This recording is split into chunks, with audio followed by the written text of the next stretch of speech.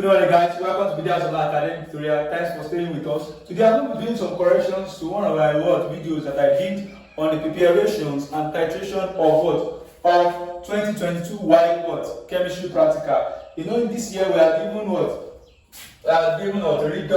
titration. We are given redox titration.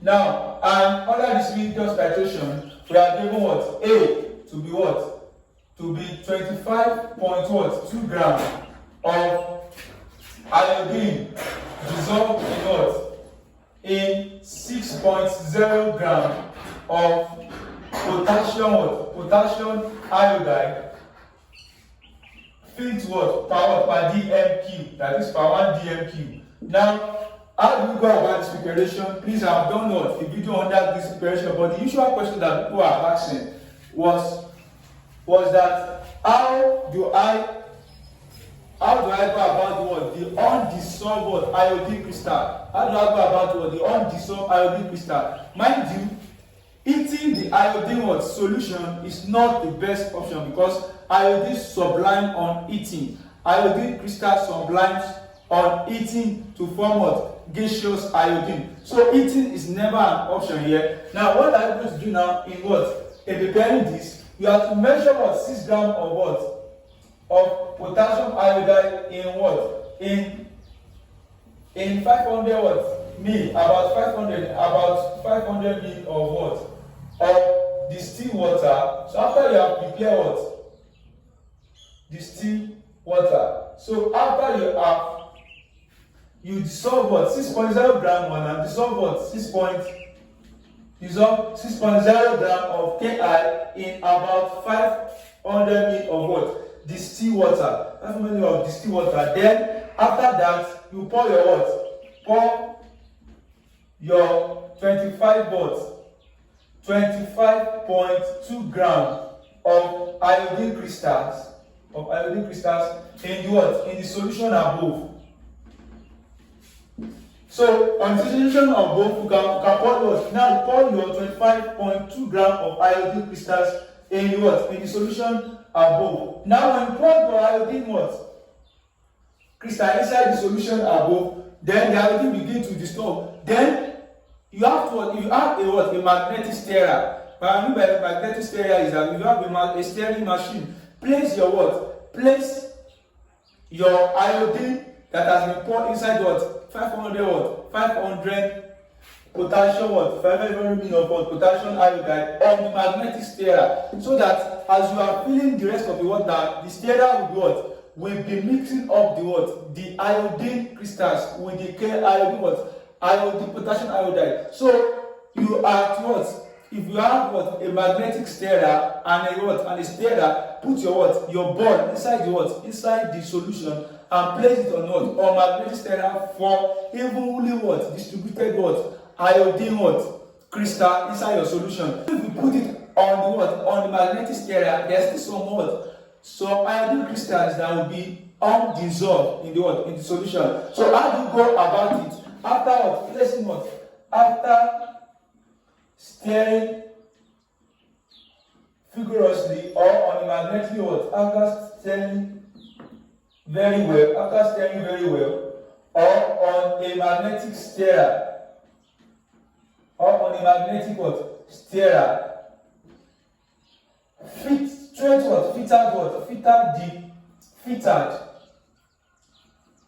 the undissolved iodine crystals. Filtered undissolved iodine crystals. Or you can decant. If you are so careful, you can decant, but make sure that as you are decanting, you don't carry the iodine crystals along to your reagent bottle. Ensure that there is no crystals iodine crystal inside your reagent bottle when you wanted to titrate the reaction. So what you are going to do is that after stirring very well, or the magnetic stirrer, filter the undissolved crystal. You have to filter undissolved crystals. Now, instead of filter using we can use we can use what we call sintered Sintered crucible what? Glass filtration. Sintered what? Crucible what? Glass filtration. This the sintered crucible glass filtration is what? Is a filtration that involves a vacuum. Like you have what? This is how it looks like. The picture is shown on the screen. It looks like this. So it is put on a what? On an aluminium flask.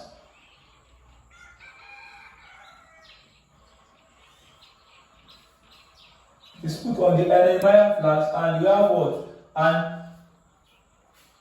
outlet here that is connected to a vacuum to what? To a what? A pumping what? A pumping machine that will be drawing what? The pressure from this what? From this bottle. So now, and this one contains what? Filter paper. We call it what? Crucible. You can put, it has some holes. We call it what? A sintered crucible what? Glass. A sintered crucible glass. So it's a form of what? Filtration as well. You can use this if you have it in your what? In your laboratory to get an accurate what? Result. Now, or if you don't have this one, the best way you can also consider is to decant. But while you are decanting, ensure that you didn't carry what? You don't carry what? The iodine crystals along the what? The way. So that's that about what? About how to get what? Your iodine from what? From the iodine, how to get your iodine, the iodine that has no crystals, from your solution that you have just what? Prepared. I will have to come again. The source is 0 gram of Ki in 500 ml of distilled water. Then 25.2 gram of Ki2 crystals in the solution above. Then after you pour what? The iodine crystal inside that 5 ml of what? 500 ml of what? Of potassium iodide. Stir very well and add what? And add water. And add water until you get to 500. As you are adding water, begin to stir to avoid what? To ensure evenly distributed what? Iodine what? Iodine crystal. Evenly distributed what? Iodine crystal. After that, or you can also stir very well using your hand, or you can stir on a magnetic stirrer for effectiveness. Now, after that, filter the undissolved iodine crystal with what? With sintered what? Sintered crucible what? Glass. Sintered crucible glass. I'll give you the diagram of what this one looks like. It's a what? It's a what? A sintered crucible glass placed on a conical flask. While this one is connected to what? A source of vacuum, a source of a pumping machine, or pumping something that can draw what? Pressure. So as to what? Enable the maximum concentration of what? Of iodine to be drawn as a liquid inside here. So your iodine crystal will be here. The remaining iodine crystal will be here. While the what? While the what? The iodine solution, which has no iodine crystal, will be obtained here. Then you are ready for a what? Titration. Also, we have carried out this titration in the what? In one of my previous what? Videos. Please, if you haven't watched that videos, please do well to go and watch it. I will drop the what? The link to the video links below. And today I'm going to be what? Going by that I address what? The equation of the reaction of this what? Of these questions. Remind you, I2 combined with what? Thiosulfite ion to give 2I minus S4O62 minus, meaning that what? This is in ratio 1 to what? 2. This is in ratio 1 to 2. And mind you, this is your A and this is your what? B. You have A and what?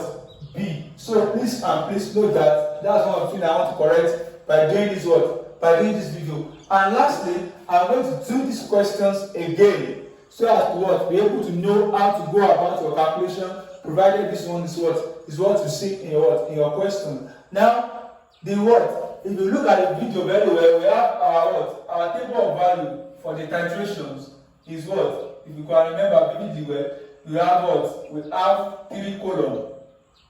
We have the volume of what? We have the Burette what? The Burette reading. The Burette reading. The Burette reading. We have the what? Which is in centimeter cube. Which is in centimeter cube. The Burette reading. Always write your what? Unit. In centimeter cube, we have the what? The rough what? The rough titrate. We have the first titrate.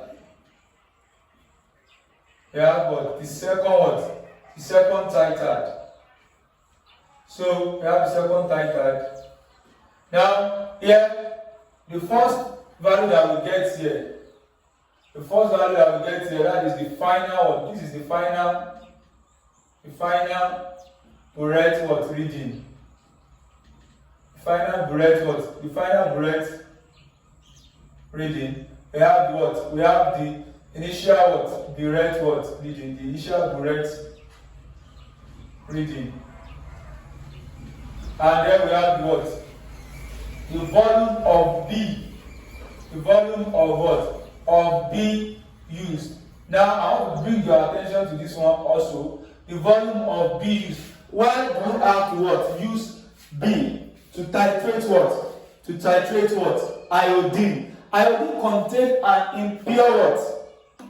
Potassium iodide. Iodine is an impure substance here because it contains potassium iodide.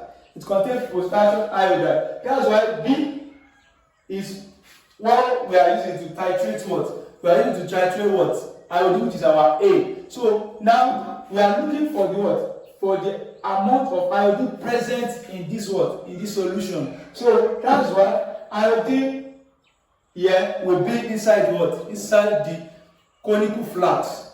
Will be inside the conical flask. Please go and watch the what? The titration will be inside the what? The conical what? The conical flask. While B will be inside the what? Inside the burette. So this is just the best way of what? Of going about what? This titration in order to get the best of what result. Now, so that's the question about it. Another thing I want you to know is that when you are titrating, your indicator must be prepared few minutes what? Before the titration. Your indicator, which is the starch what? Solution. Please know that important note. That's why I'm doing this video. The starch what? The starch indicator must be prepared few minutes before the titration. Why? Because starch can be attacked by what? By microorganisms, especially bacteria. Starch is usually attacked by what? By microorganisms, by especially what? The bacteria, which can reduce the what? The reactivity, or we can reduce the effectiveness of the indicator. Please and please, we have to prepare this early in the morning before the what? Before the titration. And it is very important to ensure an accurate what? Result. That's why I couldn't what? Carry out the experiment again now because of what? I have no freshly what? Prepared reagent. So prepare the what? Reagent. Both the iodine of your reagent, prepare those reagents, especially the starch indicator, few minutes before or few hours before the exams, so as to ensure that your students get accurate what? Result. Please and please, if you want to know about the preparation of this starch indicator, do well to watch the video in the comment below. And also know that you have to measure 1 gram of this in 100 ml of distilled water, and then you eat for 5 minutes. Allow it to cool before you use it for titration. Now going back to this question now, we have the rough titad is the first titad, the second titad. Always call the volume of your pipette. The volume of your pipette. With this time around, the volume of your pipette, which is what? VB is 25.0 centimeter cube. 25.0 centimeter cube. Not so our our volume here, which is what V rather, V, because it's the volume of the pipette.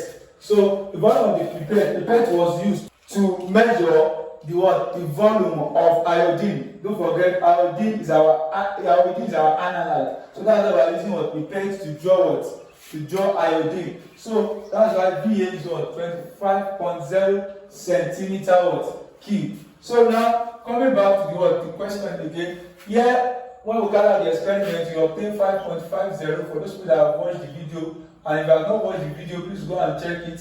So we have and here we have 10.90. And here we have 5.50. We minus it, we have 5.40. 10.90. And this one is going to be 16.40. 16.40 minus this, we get 5.50. So this is our table of value when we carry out the titration there. So the volume of what? Of B used now, the volume of B used, which is what? VB is equal to what? Which is VB is equal to what? First titrate plus what? Second titrate. Which is equal to what? Now we have what? 5.40 plus what? 5.50 divided by 2. We are going to get 5.45 centimeter what? Cube, which is the volume of B used. That is VB, volume of what? B used.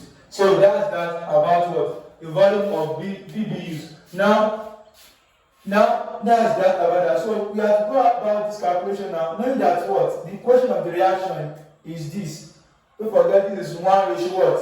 1 ratio 2, as I already informed you that there's an error here, so which I also admitted to. Thanks for those people that have commented concerning the what? Equation. Now from your result now and information provided, the concentration of B in mole per dm³. Concentration of B in what? In mole per dm³. We have calculated the concentration of B in mole per dm³. And how do you go about that? The first question here says concentration of B in mole per dm³. Concentration of B in mole per dm³. So we want to go about this thing now. We are told that what? B is a solution containing 24.482 gram per dm³ of what? Na2S2O3.5H2O, meaning that sodium thiosulfate pentahydrate. So now B is a solution containing what? 24.82 gram, meaning that this is the mass concentration. 24.82 gram per dm³. This is the mass concentration of solution B, because it is gram per dm³. So the mass concentration of what? Of solution B, which is what? N2X2O3 dot what? 5 water is equal to what? 20 what? 24 point is equal to, let me write it here, 24.82 gram per dm³. So the mass concentration of what? Of B bracket is equal to what? 24.82 gram per what? dm³. So now, after that, now we have to calculate the concentration of B in mole per dm³. Don't forget that the concentration of B in mole per dm³ is the same thing as what? Molar conc. This one is the same thing as what? Molar what? Molar concentration. So it's the same as molar concentration. So there is a relationship between molar concentration and mass concentration. The molar concentration of B, which is in mole per dm³, is equal to what? Mass concentration of B over molar mass of what? Over molar mass of what? Of B. Over molar mass of B. So this one now, the mass concentration of B now, we now know what? What's the mass concentration of B? We have what? 24.82 gram. What about molar mass? So we have to go about finding the molar mass. The molar mass of B, which is what? Na2S2O3 dot what? 5H2O. Now here we have what? We have 2 into bracket 23 point what? 0 for sodium plus 2 into bracket that's 2.0 for, because it's the atomic mass of what? Of sodium and what? Sulfur, plus 3 into bracket what? 16.0 plus 5 into bracket what? Now look at this 2 times this one is what? This 2 times hydrogen having an atomic number of 1. So 2 times 1 is 2 plus that of what? Oxygen, which is 16. So we have 2 plus 16 bracket close. So we have what? 2 into bracket what? 20, 46 plus what? 64 plus 40 what? 48. Now this is 18. 18 times 5. 18 times 5 should give us what? 90. When we add it together, what do we have? When we add it together, what do you have? So we have 258. Let me check the terminal calculator.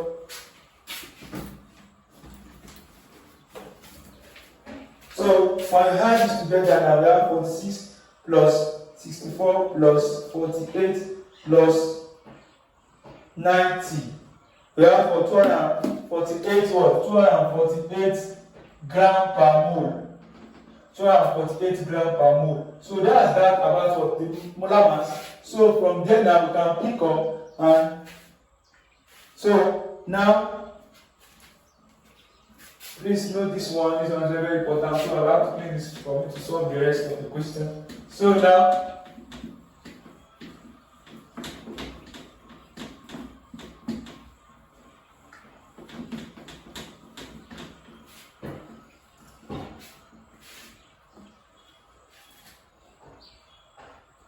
here we have what? We have 248 for our molar mass. Now let's go ahead with our calculation. So molar hump of what? Molar concentration of what? Of B in what? In mole per dm³. In mole per dm³. We have what? Molar concentration of B in mole per dm³. We have the mass hump of B or the molar mass of what? B. Now what is the mass hump? The mass hump is what? 24.82 all over molar mass. Molar mass is 248. So when you divide with what you have, you divide this one 24.82 divided by 248. 248. We have 0.10 mole per what? dm³. So that's that of what? That's concentration of what? This is concentration of what? Don't forget that the concentration of what? Of B in mole per dm³ is seen as what? Molar hump. In mole per dm³. Concentration of B in mole per what? dm³. So that is that. That's what we just get. The molar hump of B is seen as concentration of B in mole per what? dm³. Now, having got that, now we have to calculate the concentration of what? I2 in A in mole per dm³. Concentration of I2 in A in mole per dm³. Now, to calculate the concentration of what? Concentration of I2 in what? In A. Concentration of I2 in A in mole per dm³. In mole per dm³. So that's number figure 2. Now to go about that, we are going to use the general formula, which is Ca Va over what? Cb Vb equal to Na N what? Nb N over Nb. So that's why we are what? That's why I did this video in particular, because of this what? 1 ratio what? 2, because I don't want you to what? Make that mistake in your exam. This one 1 ratio what? 1 ratio 2. So now here we have our what? Our Na to be what? 1. Our Na to be what? Don't forget our Na is 1, our Nb is what? Is 2. Then let's focus on this one. Now Ca is what we are looking for now. Now Va is what? Va is the volume of the pipette, is one that will pipette. So this one is 25.0 centimeter what? Cube. Then we have what? Our what? Cb, which Cb is what? Cb is equal to what? Our Cb is what we just calculated there, 0.10 mole per what? Mole per dm what? Cube. Then our Vb is the volume of the titration, the volume of B used. So which is what? 5.45 centimeter what? Cube. So I'm writing this one out now. So now let's substitute into our what? Let's substitute this into our formula. So we have our Ca is unknown. Va is 25, Cb is 0.1 times what? Times 5.45 equal to what? What's your Na? Your Na is what? 1 and your Nb is 2. So by cross multiplication we have Ca multiplied by 25 multiplied by 2 equal to 0.1 times 5.45. Divide both sides by what? 25.5 by 2 times 2 all over 25 times what? 2. So this one cancels out. Ca is equal to what? 0. What? Open brackets is 0.1 multiplied by open bracket 0.1 multiplied by 5.45 bracket close divided by 25 point what times what 2. So what we have what? The answer is 0.109.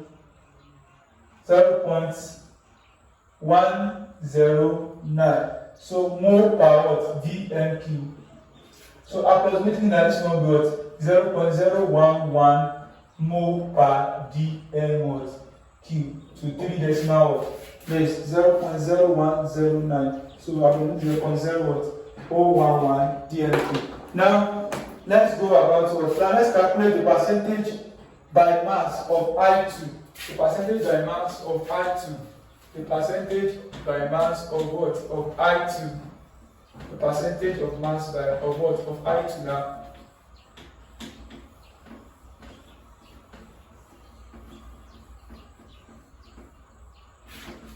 The percentage of mass by what? Of I2 now. Look at it, the percentage by mass of I2. Now we are talking about percentage by mass. So we need to calculate the mass of I2 in the sample. Now to calculate the mass of I2 in the sample, you have to get the mass concentration. The mass concentration of what? Of I2 in the sample now will be equal to now the molar conc. Equal to the molar conc of I2 multiplied by the what? The molar mass of what? I2. Molar mass of I2. Now, what is I? I is what? 127 Ab. So now, the molar conc here, so the mass concentration of I2 in sample now, in sample what? In sample A.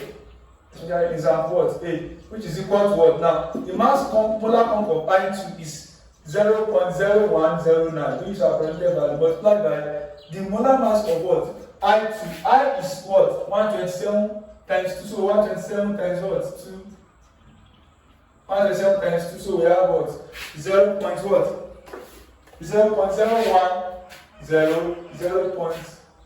0.0109 multiplied by what? Multiplied by 127 times 2. We have 4, we have 4, we have 5, then we have 254. Let me check down. 2 times what? 2 times 127 times 2. We have 254. 254 times 0.0109. We have what? 2.7686 gram. So we have 2.7686 gram. So that's that per dm what? Per dm cube. So that's mass concentration. That is 2.768 gram in 1 dm cube. And don't forget that we are given that 25.4 gram of an impure sample I2 in aqueous solution, and the solution made up to what? 1 dm cube. So meaning that what? Meaning that what? The original what? Mass of I2 given to us in this question is 25.4 gram of what? Of I2 in aqueous Ki, and solution made up to what? 1 dm cube. So meaning that what? The mass conc of sample what? Of sample A itself, which contain what? Of sample what? A, which is an impure what? Please know that an impure I2 is equal to 25 point what? 0.4 gram per what? dm cube. So to calculate the percentage by mass now, what we just need to do is percentage by mass of what? Of I2 now. We now do what? The pure I2 now. The percentage by mass of I2 now all over what? Mass of impure what?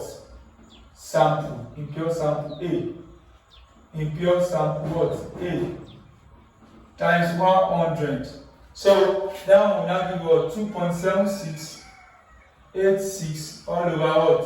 All over 25.4 times 100. So we have what?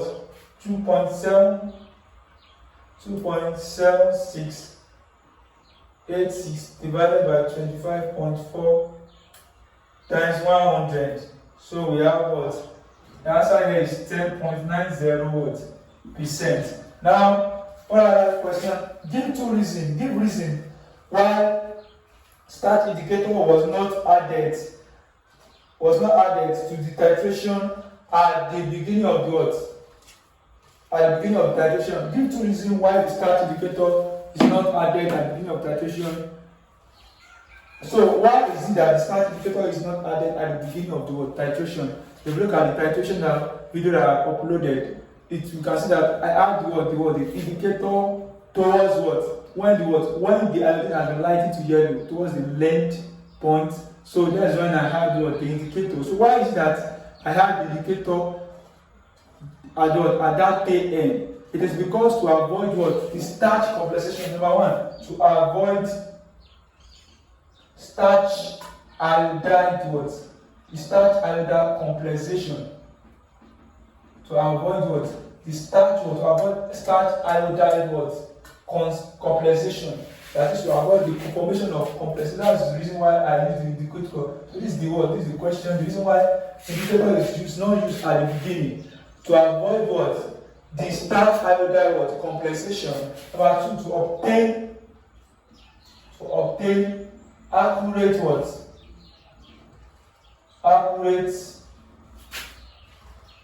To obtain what? Accurate what? Endpoint.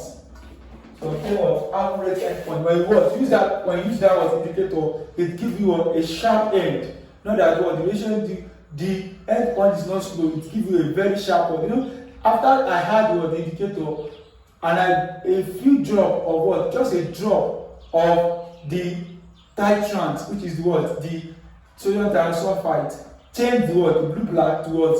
To a colorless what? Endpoint. So that is why to obtain accurate endpoint or accurate endpoint result. So that is that to obtain an accurate endpoint what? Result. So that is that about that. So please if you still have any questions or contribution as far as this video is concerned, please let us know in the comment below, as we are all builders together. Thank you for subscribing to this YouTube channel. Thanks for watching and thanks for enjoying with us. We see you next time. God bless you.